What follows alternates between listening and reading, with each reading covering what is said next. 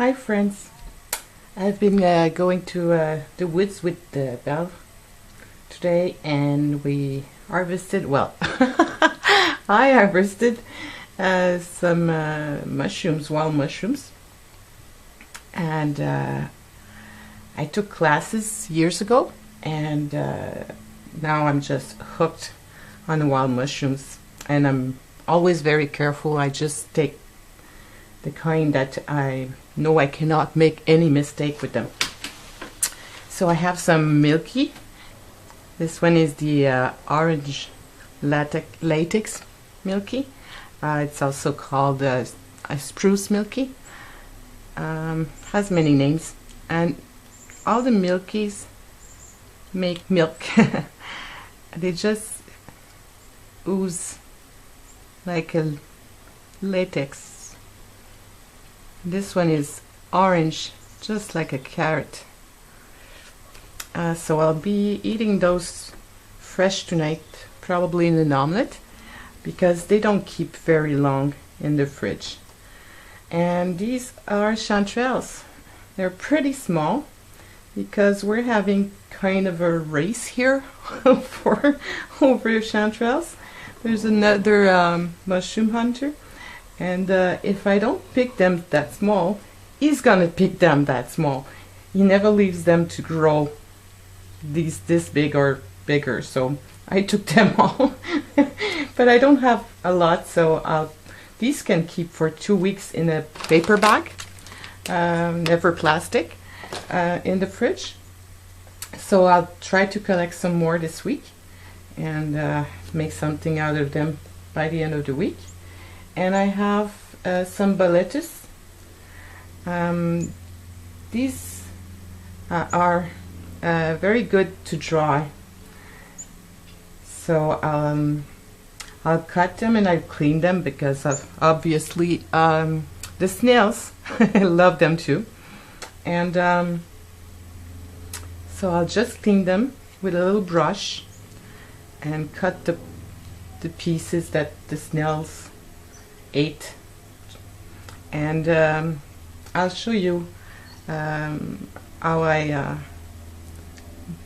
put them on this. I have a screen, an old window screen that I washed, and I put them there with a fan. So I'll prepare them and I'll show you what I did. Alright, so what I've done is that I've cleaned the mushroom with a little mushroom brush, but that's really not necessary. A good stiff paintbrush will do the same. And I've cut about 1/4 inch slices with the cap and the stems, and I placed them on this old window screen. It's been washed, and I have a fan, regular fan in the back, so the air is circulating underneath and over everywhere.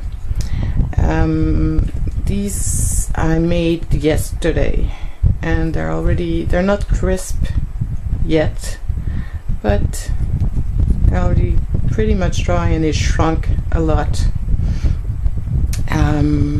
According to Paul Stammet from Fungi Perfecti, if you put them in the sun between 10 and 10 in the morning till 4 in the afternoon, it will increase the vitamin D in the mushrooms. So it's a good way to take your vitamin D in the winter. You can just rehydrate them with some water, or I use wine, warm water or warm wine, depending on what I'm doing. And I will use the water or the wine after in the cooking too. And about 15-20 minutes in warm water, and they plump, and then you squeeze them and you cook them and you use the water. So that's pretty much it. It takes maybe depends. Sometimes the mushrooms have a little bit more water if it's been raining a lot, and so it's about a day or two this way.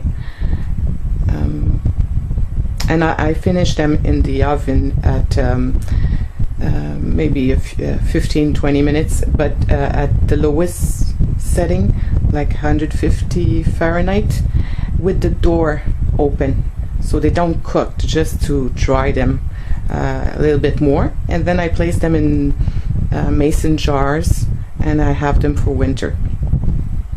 And later on I'll show you what I make for supper with the milkies. Alright, after all, I decided I'm gonna do a mushroom sauce. We're having a barbecue tonight, so I have my pan, some olive oil. The heat is at medium.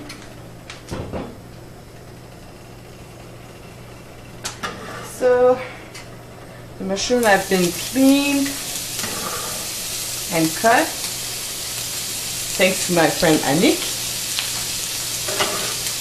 And I have some, this is the wild mushroom, and I have some button mushrooms too, to make some bulk.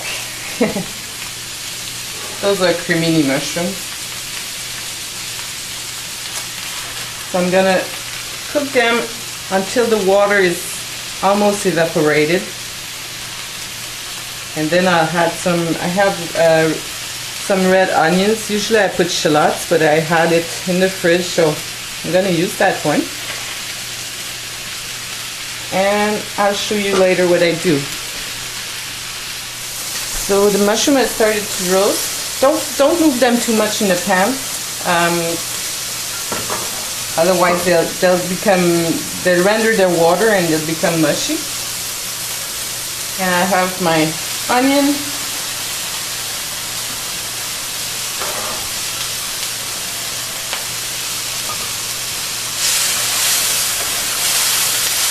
Roast all those together with some salt.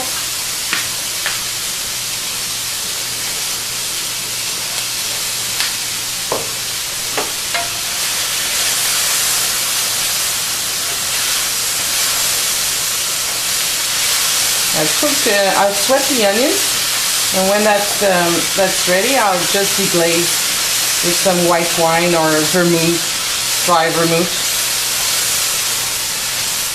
So everything is really nicely roasted, and I'm gonna put some, I have dry vermouth.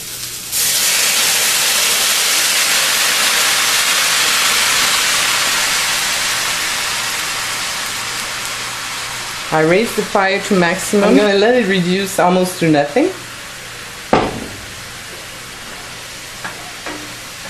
So already there.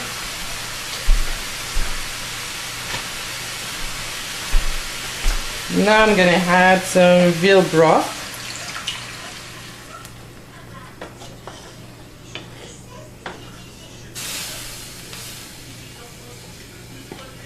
And let this reduce about by half. And when that's ready, I'll put some, I have some crème fraîche that I did, but it could be a 35% cream. So I'll let this reduce, and I'll come back to you. So I've adjusted the seasoning with salt and pepper. Now I'm going to put some crème fraîche, maybe a quarter cup.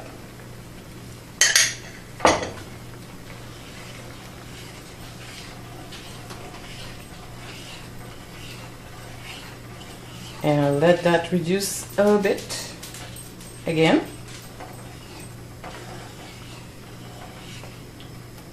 It's going to come to a boil.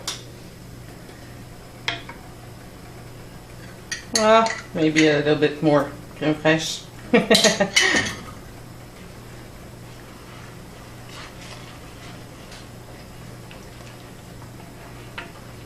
So maybe another 5 minutes, and I'll show you how it looks, and I'll taste it and tell you how it is. So here we go. It's almost thick enough. I'm gonna let it reduce a little bit more, but I'm just gonna have a little taste.